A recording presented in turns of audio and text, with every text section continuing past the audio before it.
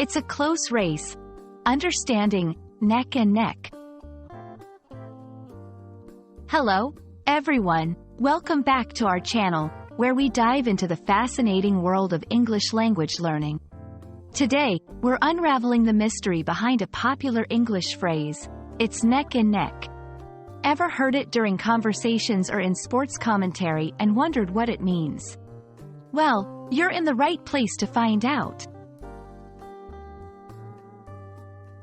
Neck and neck is an idiom used to describe a situation where two or more competitors are so close in a race or competition that one cannot be said to be clearly leading. The origins of this phrase can be traced back to horse racing, where it literally referred to two horses running side by side, their necks in line with each other, making it difficult to determine a clear leader. This phrase has transcended its equestrian roots and is now used in a variety of contexts beyond sports. Whether it's in the realm of business, politics, or even personal achievements, neck and neck can describe any scenario where the competition is too close to call. For example, the two candidates are neck and neck in the polls as election day approaches. Sales figures for the two companies have been neck and neck for the past quarter. Incorporating neck and neck into your English conversations can add a dynamic element to your storytelling or analysis.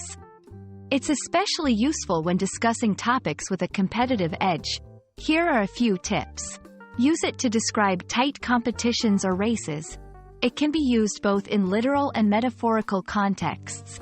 Pair it with expressions of uncertainty about the outcome, such as too close to call or hard to predict. And that wraps up our exploration of the phrase, neck and neck. We hope you found this video enlightening and that you'll feel more confident using this expression in your English conversations. Remember, language learning is a journey, and each new phrase is a step forward. Thanks for watching, and we'll see you in our next video. Happy learning!